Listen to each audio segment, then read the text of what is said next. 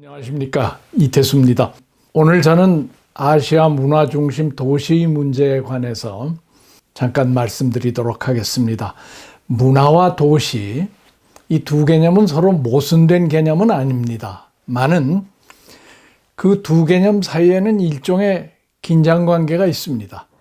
문화를 사람들이 사는 방식이라고 아주 넓게 이해하면 어떤 방식으로든지 모여 사는 곳에는 문화가 없을 수 없습니다. 교도소 죄수들 사이에서도 문화가 있을 수 있고 병영에서도 군대 문화라는 것이 있을 수 있습니다.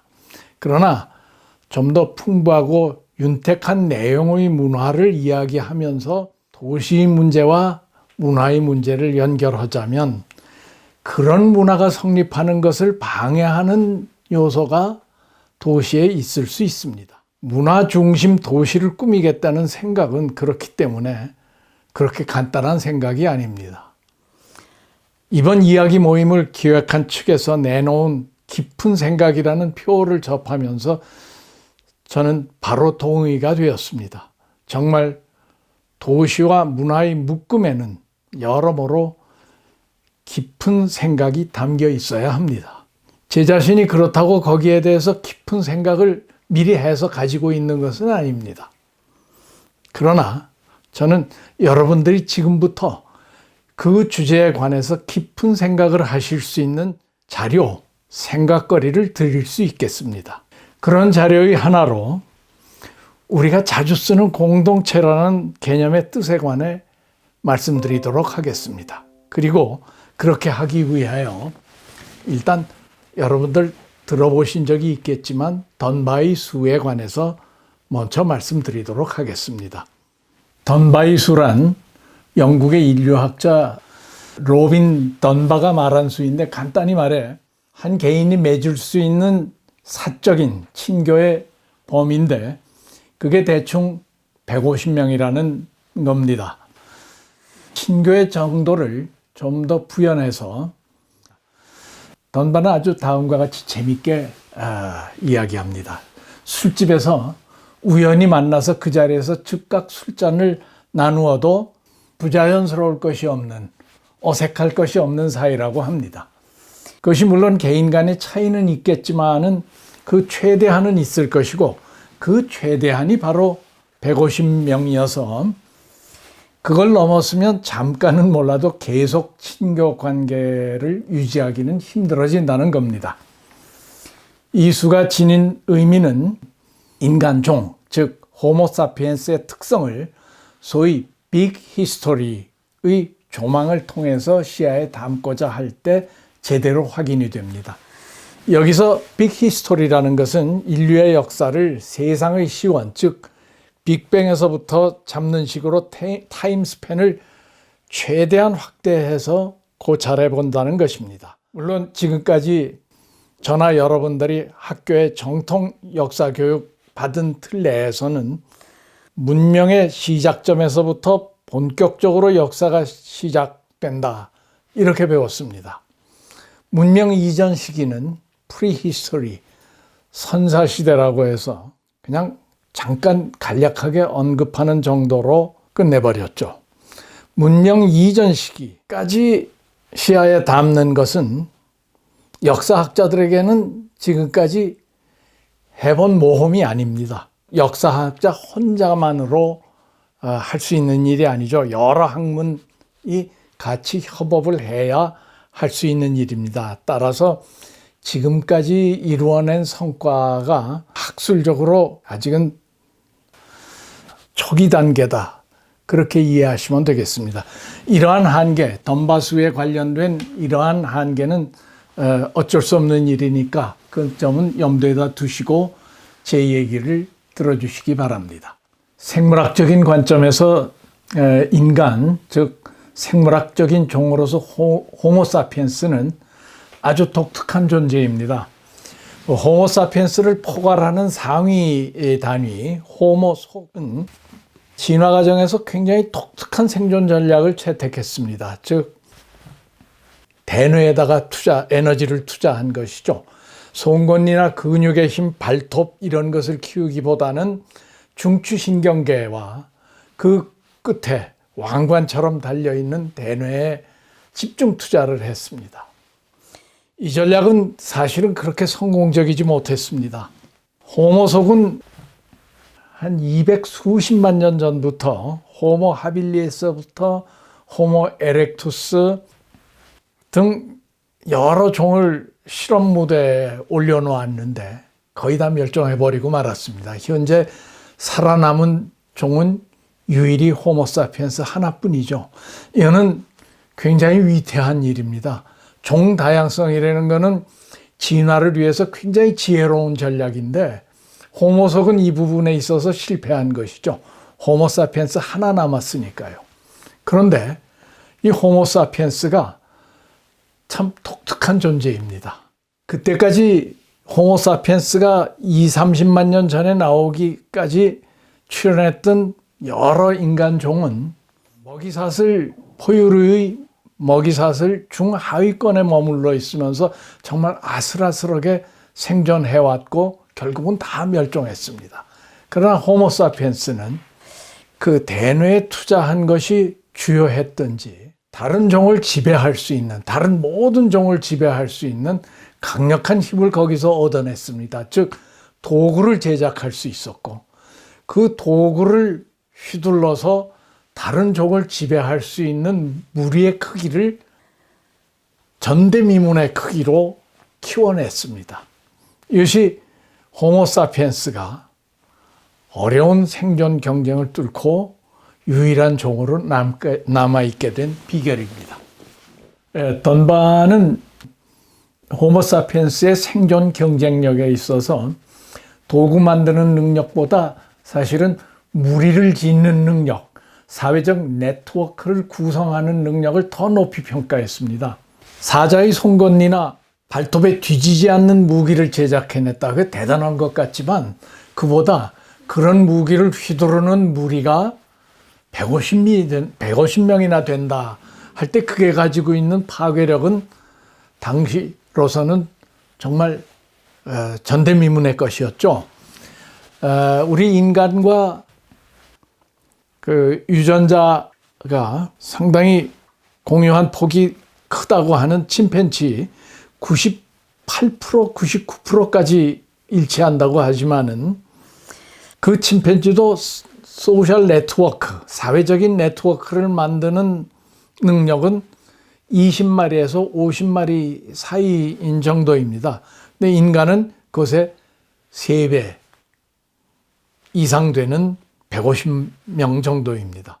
이 150명 정도의 인간을 결속시켜서 생존의 싸움터에 투입할 수 있다. 그리고 그걸 성공적으로 이겨냈다.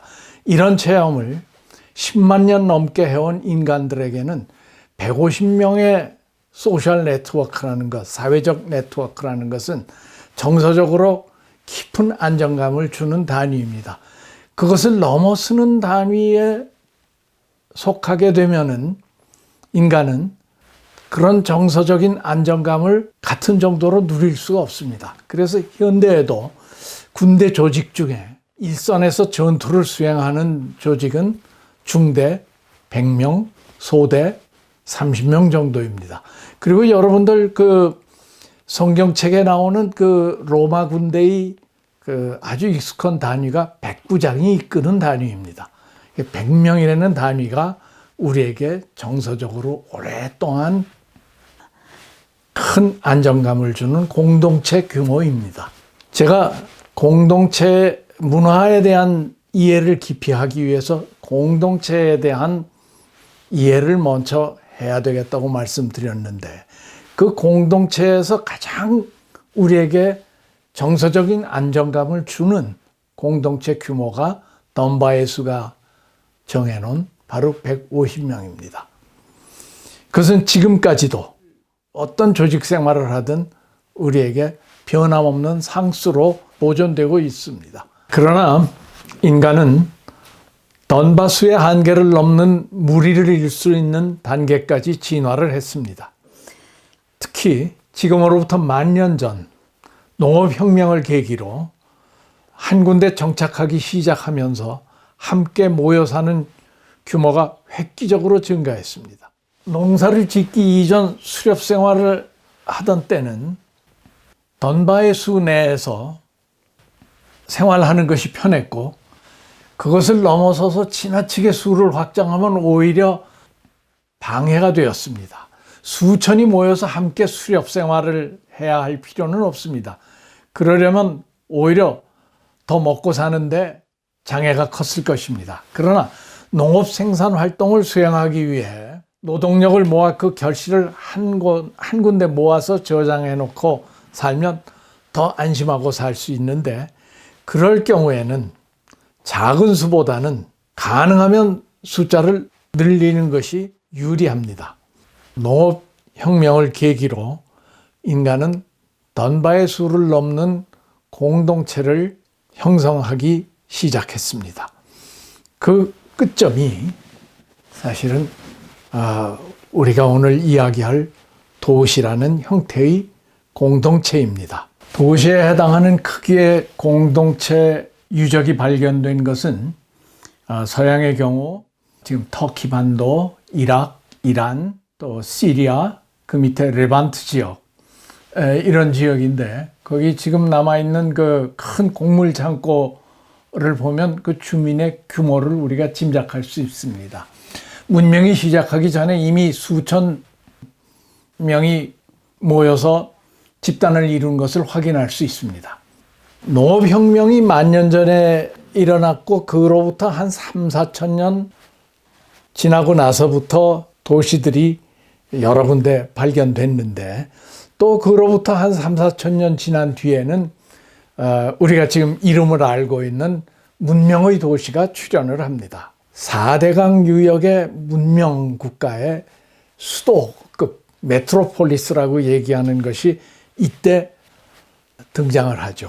자, 이런 큰 규모의 집단에서는 사적인 친교 범위를 넘어서 사람들이 서로 공동생활을 하게 되니까 사적인 것을 넘어서는 소위 공적 규범과 제도의 성립이 불가피하게 됩니다. 그러니까 던바수의 한계 내에서 성립한 것이 기껏해야 마을 정도라면, 이제는 그것을 넘어서는 집단 내에 법률과 정치, 행정, 이러한 제도를 갖춘 공적인 집단이 나타납니다.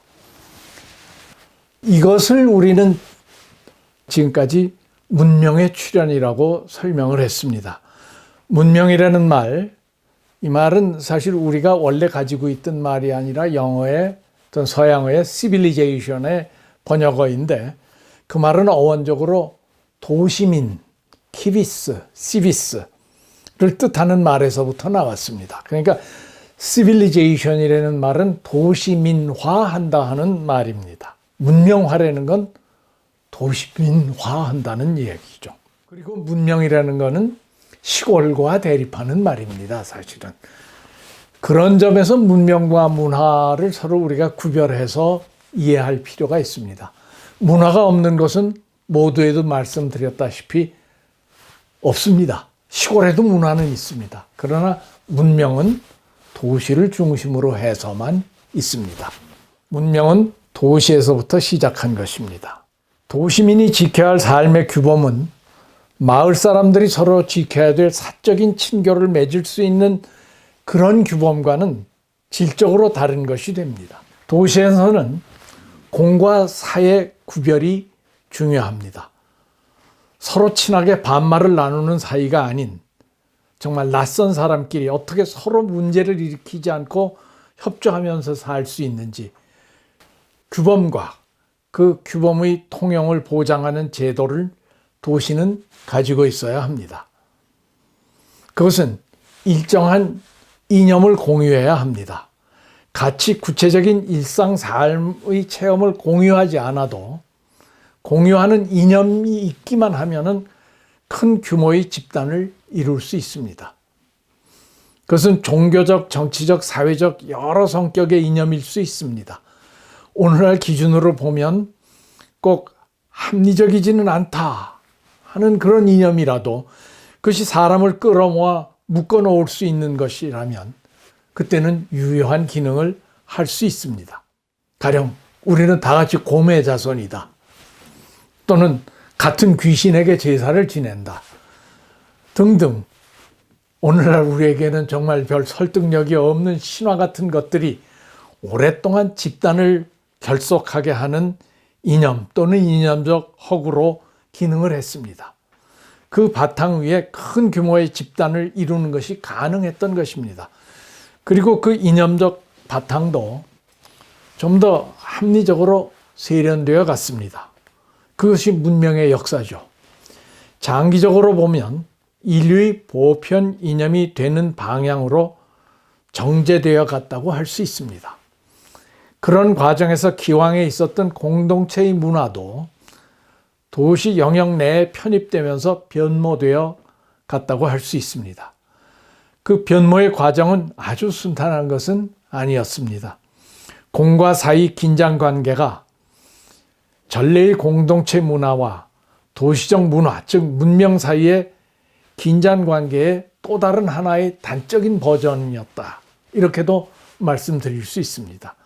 도시는 그 긴장 관계를 여러 방식으로 풀어내어 전체적으로 보면 나름 또 하나의 삶의 방식, 도시적 문화를 만들어 갑니다. 그것에 해당하는 우리말 정확히 있진 않습니다만은 그 urban이라고 그러죠.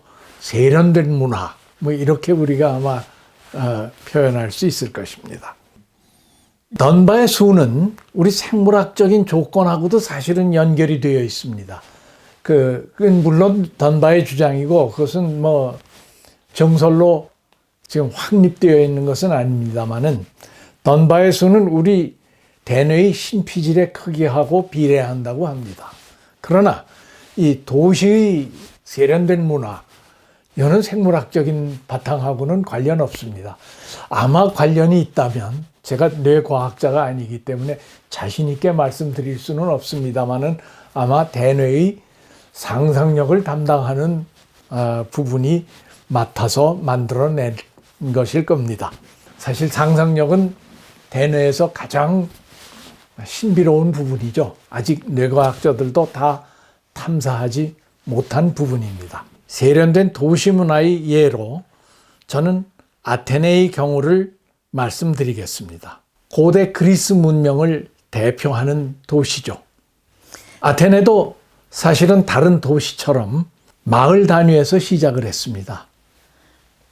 그러나 어느 때부터 그 규모가 커지면서 결국 서양 고대 사회에 한 개성이 있으면서도 남달리 영향력이 컸던 도시로 역사에 남았습니다. 전성기의 아테네는 지역 일대에 흩어져 있는 여러 마을의 연합으로 시작되었습니다. 그 이름부터 복수입니다. 지금은 아테네를 단수로 생각하고 있습니다만 원래는 아테나이라고 해서 복수고 영어명에도 그 흔적이 그대로 남아 있어서 에센스, S자를 붙이죠. 여러 마을이 모여 한 도시로 묶이면서 당연히 이 복수적인 문화적 성격을 띠게 되었는데 그게 잘 섞인 것이 아테네의 성공 신화의 배경입니다. 그리고 그 성공적인 혼재의 결실이 뭐 여러 방면으로 나타났습니다만 저는 오늘 그리스 비극이라는 고전 중에 고전으로 꼽힐 수 있는 문화적 성취를 통해서 말씀드리도록 하겠습니다. 그리스 비극은 원래 디오니소스 신에게 제사를 지내는 축제에서 시작이 되었는데요. 원래 이 디오니소스 축제는 굉장히 소란스러운 축제였습니다. 질서 파괴의 연행이 이 디오니소스 축제의 표준적인 부분이었습니다. 그리고 그 정도가 꽤나 심했던 것 같습니다. 아시겠습니다마는 디오니소스는 술의 신이죠. 엄청 술을 마시고 일탈 행위가 그냥 다 용납되는 축제였던 것 같습니다. 고대 지중해 도시들은 축제가 많았는데 그리스도 마찬가지였습니다. 고대 그리스에서도 도시마다 많은 축제들이 있었습니다. 당시 오늘날처럼 휴일이 따로 없었지만은 그 축제의 날이 휴일을 대신했습니다. 아테네 경우엔 각종 축제일이 한 70일이 넘었다고 그래요. 그게 휴일인 셈인데 휴일이 그냥 쉬는 휴일이 아니라 문화 행사하는 날로 인식이 된 것이죠. 아테네 시의 집권자들은 이 소란스러운 축제를 아테네 성 안에 끌어들이지 않으려고 했습니다. 처음에는 성 밖의 시골에서도 사실은 못마땅해서 못하게 하려고 들기까지 했습니다. 그러나 결국 이 시도가 성공할 수 없다는 것을 인식하게 되고 도시 안에 그 다음에는 적극적으로 끌어들였습니다. 그래서 모두 1년에 5번 종류가 다른 디오니소스 축제가 공식적으로 열렸습니다. 그중 중요한 축제가 3, 4월 지금쯤 시내에서 열리는 대디오니소스 축제고, 여기서 디오니소스 찬가를 부르는 것을 변형을 해가지고 연극 경연대회로 만들었습니다. 이 경연대회에 출품된 작품이 서양 문학사의 기본 틀을 제공한 그리스 비극이었습니다. 시발은 디오니소스 찬가였지만 비극으로 변형되면서요, 디오니소스는 오히려 별로 역할을 하지 않고 그 비극 내에서 여러 다른 그리스 영웅들의 신화가 가장 인기 있는 주제가 되었습니다. 그래서 디오니소스적 요소와 니체가 그런 말을 했죠. 아폴로적 요소가 혼합이 된 게 그리스 비극이라고 특징을 규정했는데 그 말 맞습니다.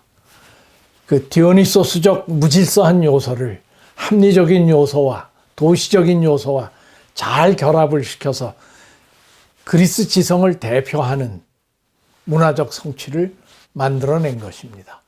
이것이 마을 공동체에서부터 시작해서 그것이 도시로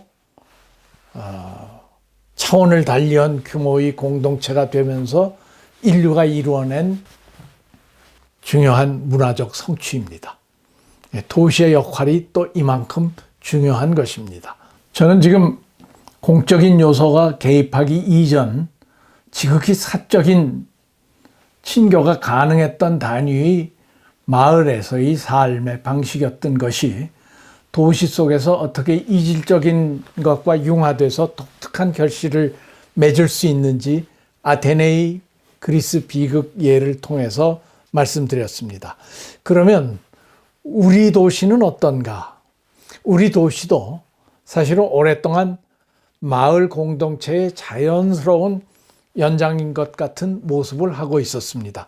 물론 그렇다고 해서 전통적인 우리 도시가 도시 특성을 가지지 않았다고 말씀드리는 것은 아닙니다. 정치 권력과 경제력이 모여있는 곳으로 주변의 시골 가운데서 군림하면서 시골의 품격이 낮은 문화와는 또 다른 나름의 고급 문화를 누리며 오만하게 굴었던 지역, 즉 우리말로 대처 노릇을 해왔던 것이 우리 전통 도시입니다.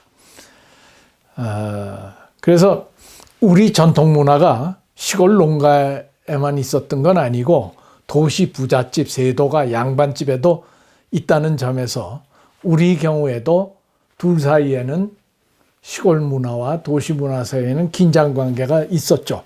그렇지만 그것이 어쨌든 조화가 돼가지고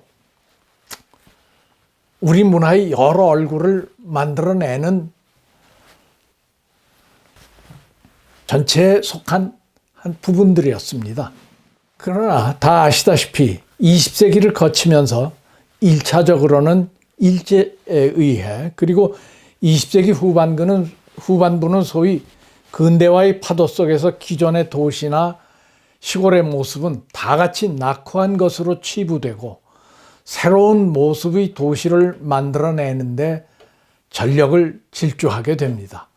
엄청 짧은 시간 내에 시골의 공동체는 축소돼서 사라지게 되고 도시에 유입된 많은 사람들이 익명으로 노동 캠프와 같은 곳에 모여서 근대화 일꾼으로 살게 되었습니다.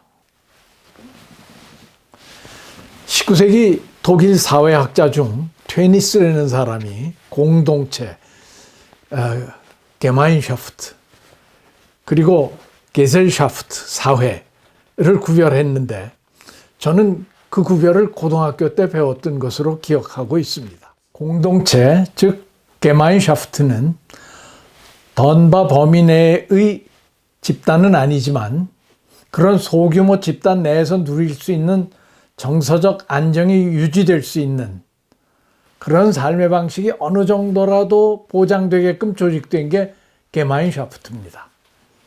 반면에 사회, 게셀샤프트는 사적인 요소가 배제되고 구성원들에게 주어진 사회적 기능에만 주안점을 두어서 조직된 것으로 보면 됩니다. 압축 성장 과정에서 우리는 생산을 위한 효율성 측면에만 일방적으로 중점을 두어서 도시 삶을 꾸미게 되다 보니까 공동체적 삶, 게마인샤프트로서의 삶이 아주 희미해지고 말았습니다. 의식주 해결에 있어서도 문화적 요소는 고려 대상이 아니었습니다. 어떻게 효율적인 주거 공간을 마련하는가가 가장 중요한 문제였을 때 우리는 그래서 효율에만 중점을 둬서 공동주택 형태로서 그중 또 가장 벌집같이 가장 집약적인 주거 형태, 아파트를 만들어냈습니다. 사실 기억하시는 분들은 다 동의하시겠지만 아파트가 생기기 전에 우리나라 대다수는 추운 겨울을 나는 것이 참 고생스러웠습니다. 그런 우리들에게 아파트는 정말 단군 이래의 최대의 복이었다고 할 수 있습니다. 우리 어렸을 때 기억으로는 대체로 아랫목 윗목을 가르며 덜덜 떨고 지냈던 것이 우리 세대에게는 거의 국민 공통 경험이었을 겁니다. 아파트 건설을 기점으로 우리 도시 개발은 그 방향으로 정상을 향해 치닫아 갔습니다.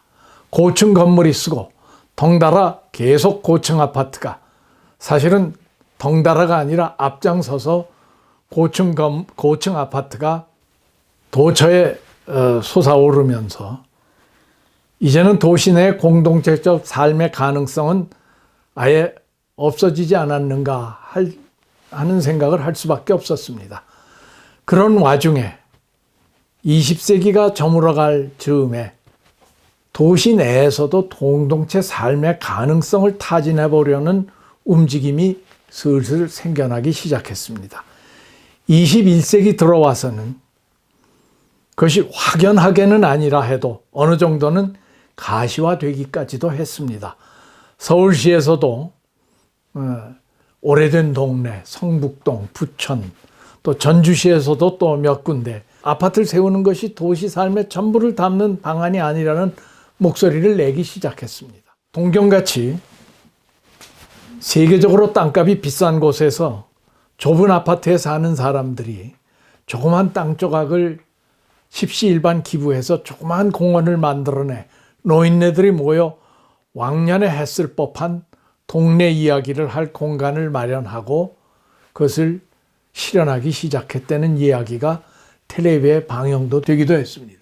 광주가 문화도시가 된다는 것은 아파트 숲에 마을의 삶을 마련하는 여유를 가진다는 것을 의미한다고 생각합니다.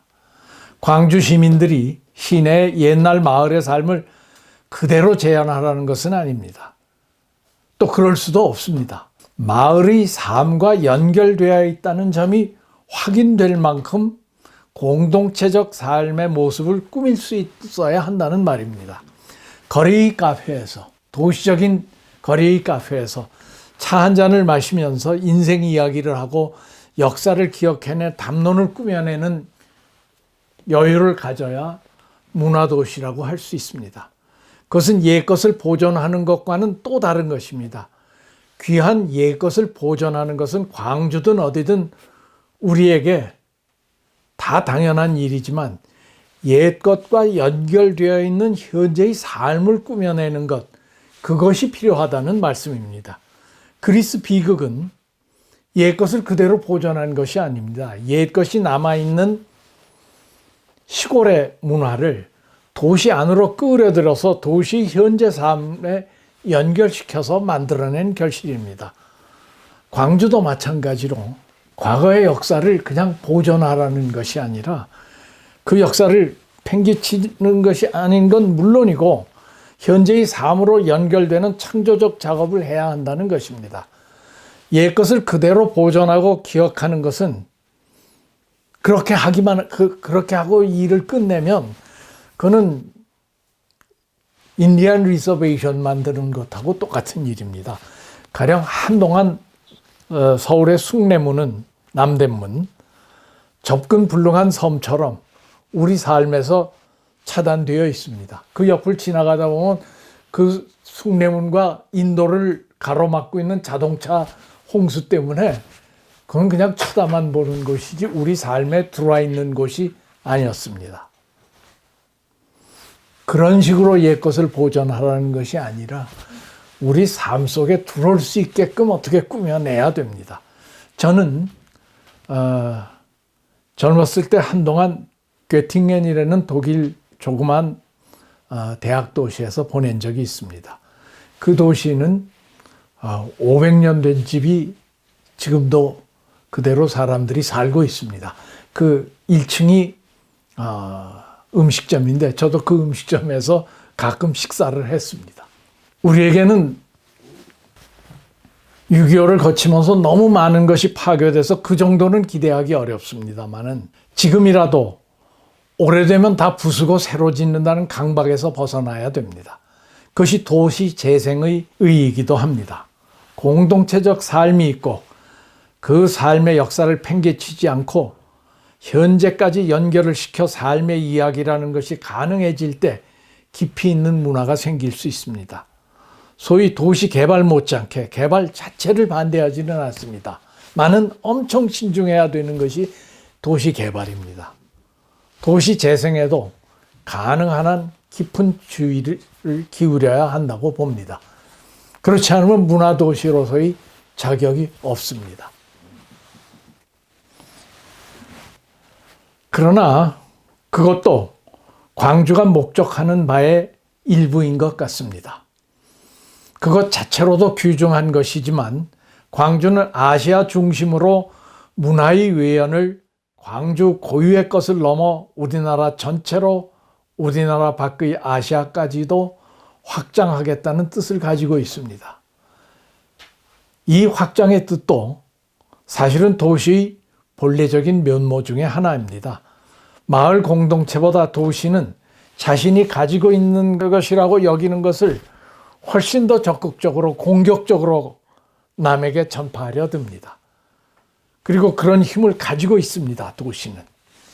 문화와 문명의 차이가 바로 그런 것입니다. 문화는 자기의 것을 방해하는 데 아무래도 더 역점이 들어가 있는 인상을 줍니다. 문명은 문명이 아닌 것, 그것을 야만이니 미개니 하면서 자신의 것을 강요하려 드는 경향이 있습니다. civilize 한다는 동사에서 벌써 그런 뜻이 들어가 있습니다. 문화라는 말 앞에는 고유라는 형용사가 붙는 게 자연스럽습니다. 제 것이라는 것 강조하는 겁니다. 내 거는 내가 지켜야 되겠다 하는 뜻이 강조됩니다. 반면 문명은 고유의 문명이라는 말 잘 쓰지 않습니다. 인류의 문명처럼 보편적인 것을 지향하는 것처럼 들리는 것이 문명입니다. 그래서 문명은 좀 제국주의 맛이 나기도 하는 말입니다. 도시가 아닌 지역에 대해서는 제국이 가진 위용을 과시해온 것은 어쩔 수 없습니다.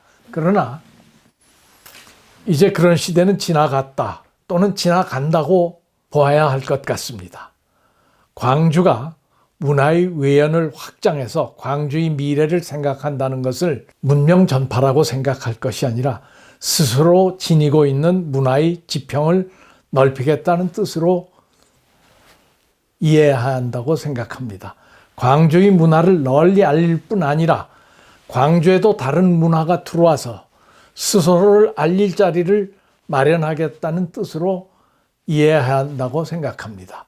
아테네는 그리스 문화의 중심지 노릇을 할 수 있었습니다마는, 그래서 고대 그리스 고전시대 전성기에 아테네의 지도자인 페리클레스는 아테네를 가리켜서 그리스의 학교라고 했습니다.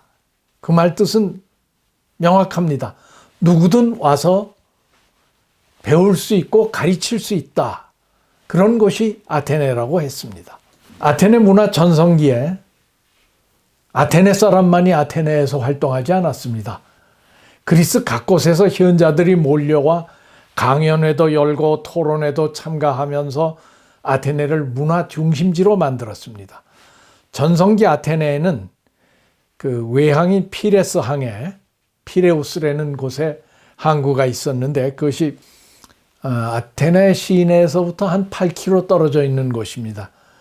여기에는 주로 아테네 시민은 아니지만 영주권을 가지고 있는 외국인들이 와서, 즉 타지역 사람들이 와서 거주하고 있었습니다. 그곳은 낯선 외국인들에게 활짝 열려 있었던 곳입니다. 그러면서 외래의 것에 진열장 노릇을 했습니다. 그 홍등가도 아주 유명했습니다. 이 그리스 내에서. 그러니까 말하자면 도덕적인 속박이 가장 덜한 곳이죠. 개방된 곳입니다. 그런데 그곳을 설계한, 그 지역을 설계한 사람도 서양 역사에서 최초의 도시 기획자라고 할 수 있는 히포다모스라는 사람인데, 이 사람도 아테네 사람이 아니라 밀레토스 사람입니다. 외국인이 와서 한 구역을 설계를 했죠. 그는 그곳을 사각형, 직사각형이 병렬된 것처럼 아주 모던하게 구획을 했다고 합니다. 물론 중심가 아테네 시내는 옛날 것을 연장해서 개발과 재생을 병행했던 것 같습니다. 그 흔적을 여러분들은 지금 아테네의 아크로폴리스에서 목격하실 수 있습니다. 자기 것을 굳건히 지키면서도 다른 것이 자기의 울타리 안에 들어오는 것을 적극 반겼고 활용했던 것입니다. 광주의 문화중심 도시기획이 본 궤도에 오르면 저는 그곳에서 광주 문화의 고유함을 발견하면서 동시에 그것이 박제되어 있는 것이 아니라 아주 그 살아있는 맛이 들어있는 삶의 체험을 하고, 동시에 그 외연은 광주의 울타리를 넘어 넓은 다른 문화의 세계로 연결되어 있다는 사실을 그곳에서 발견하기를 기대합니다. 광주의 지리적 울타리 안에 그 지리적 한계를 넘어서는 문화의 세계를 발견하게 될 것을 기대한다는 말씀입니다. 광주의 역사 안에 사실은 우리나라의 역사 전부를 떠안는 예수의 순환과 같은 깊이 있는 이야기가 들어있듯이, 이제는 더 넓게, 그러나 더없이 평화롭게 세계의 문화를 수용하고 맛보는 장소가 되기를 바람하지 않습니다. 감사합니다.